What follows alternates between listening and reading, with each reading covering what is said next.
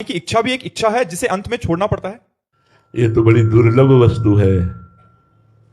श्री भगवान के प्राप्त करने की इच्छा, इच्छा मात्र में इतनी सामर्थ्य है कि ब्रह्मलोक तक के समस्त भोगों से वैराग्य हो जाएगा। मर्त्यलोक के भोगों की बात जाने दो, स्वर्ग के भोगों की बात जाने दो, ब्रह्मलोक तक के भोगों से वैराग्य हो जाए यदि भगवान के मिलन की इच्छा हो जाए। ब्रह्मादि के भोग सब विष सम लागत ताहि, नारायण ब्रज चंद की लगन लगी है जाहि। जिसे भगवान के मिलन की चाह गई हो तो कोटि कोटि बंदनी प्रणाम योग्य हो गया। कहां चाह है भगवान के मिलन की?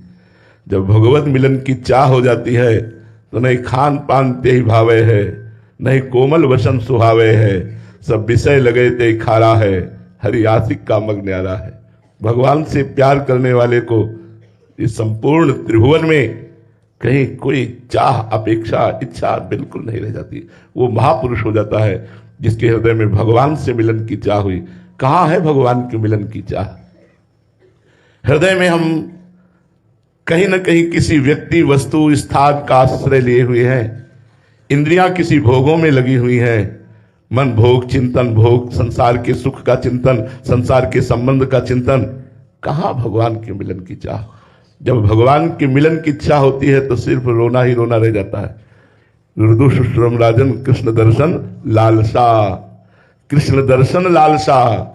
जिसके अंदर भगवत दर्शन की लालसा पैदा हो गई तो रुदुषुश्रम राजन, उच्च स्वर से रोना था, हा कृष्ण, हा कमल लोचन, कब मिलोगे? हा देव, हा दया निधान, मैं साधनहीन आपको कैसे प्राप्त कर पाऊं? हर समय भगवत मिलन की इच्छा उसके समस्त संस्कारों को भस्म करके, इस स्थूल सूक्ष्म कारण तीनों शरीरों के राग को भस्म करके उसे दिव्य भाव देह वाला बना देती है। भगवान मिलन की इच्छा, और वो भगवान से मिलकर सदा सदा के लिए इस संसार चक्र से मुक्त हो जाता है। तो भैया ये इच्छा तो बहुत बड़े भाग्यशालियों को प्राप्त होती है कि मैं भगवान से मिलना चाहता हूं। अंदर की बात, जबान से तो अभी कितने हाथ उठा देंगे। भगवान से मिलने की इच्छा, हृदय की बात कहता हूं। अभी आप भगवान का कितना महत्व रखते हैं खुद परीक्षा करके देख लीजिए। बहुत कमजोर हृदय है।